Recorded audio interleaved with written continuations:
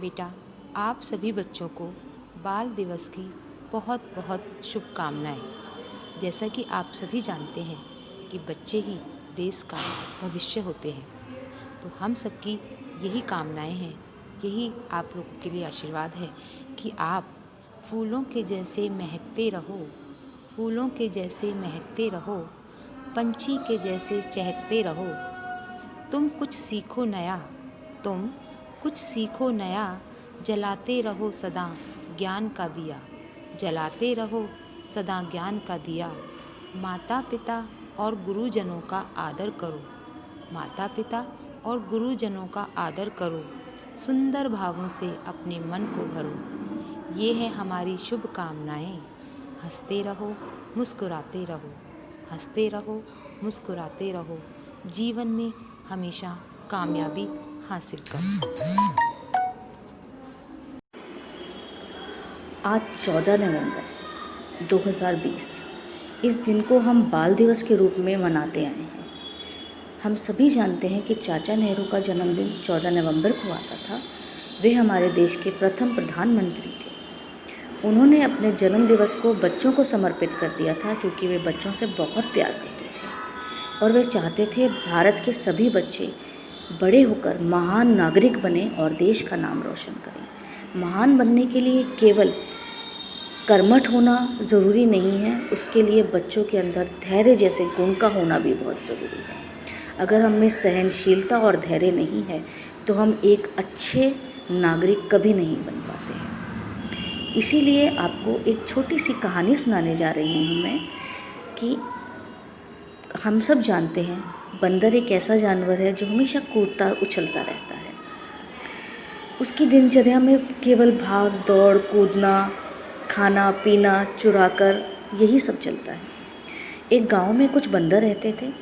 वो आम के एक बगीचे में घुसकर हमेशा आम तोड़कर खा लेते थे। जब भी वो आम तोड़कर खाते, माली उनके पीछे भागता और डंडा लेकर उन्हें भगाने की कोशिश करता। इसमें कभी कभी उन्हें चोट भी लग जाती थी, दर्द तो होता ही था। एक दिन उन्होंने सोचा, बार बार हम माली के पास से पिटते हैं, है ना, तो क्यों ना हम अपने खुद के पेड़ उगाएं और फिर हमें किसी से भागना नहीं पड़ेगा।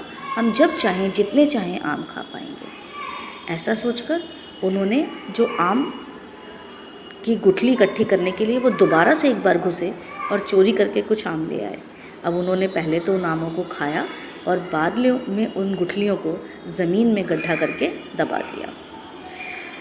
दबाने के बाद उन्हें लगा कि इसमें पानी डालें तभी तो पेड़ होंगे। उन्होंने पानी डाला कि पेड़ उग जाए और वो उसके पास बैठ गए। लगभग 1-1.5 घंटा ही बैठे होंगे तो उन्हें लगा, अरे पेड़ तो उगा ही नहीं, कहीं गुठली हमने गलत तो नहीं लगा दी। उन्होंने फिर खुदाई करी, गुठली देखी, ठीक है, फिर गुठली वापस डाल दी। थोड़ी देर फिर बैठे।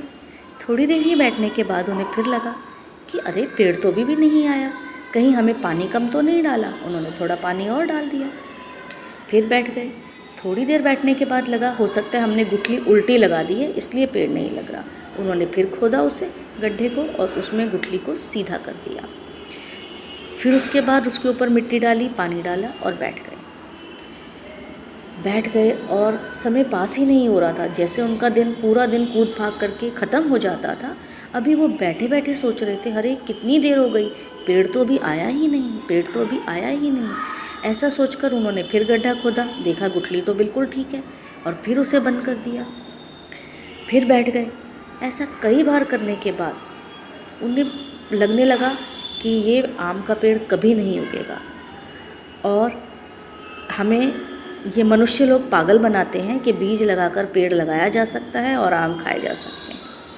ऐसा सोचकर उन्होंने फिर गड्ढा खोदा और उस आम की गुठली को निकालकर दूर फेंक दिया कि ये आम कभी नहीं उगेंगे, है ना।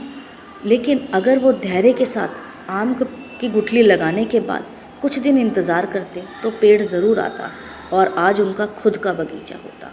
तो क्योंकि उनके पास धैर्य नहीं था तो वो अपना एक बगीचा भी नहीं लगा पाए। इसीलिए अगर हम में ये धैर्य का गुण होगा, है ना, सहनशीलता होगी, तो हम बड़े से बड़ा काम कर सकते हैं। आम के पेड़ लगाने जैसा काम नहीं, इससे और भी बड़े काम हो सकते हैं। इसीलिए बंदरों की तरक्की नहीं हुई, वो आज भी बंदर ही हैं, क्योंकि उनके पास धैर्य और सहनशीलता नहीं थी। तो अगर सभी बच्चे धैर्य, सहनशीलता और मेहनत के साथ काम करेंगे तो वो दिन दूर नहीं है कि हमारा देश बहुत महान हो जाएगा। हमारा देश तो महान ही है, लेकिन जब ये बच्चे और महानता से काम करेंगे और अपने अंदर गुण डेवलप करेंगे तो ये बड़े होकर इस देश के बहुत महान नागरिक बनेंगे। एक बार फिर आपको बाल दिवस की हार्दिक हार्दिक शुभकामनाएं।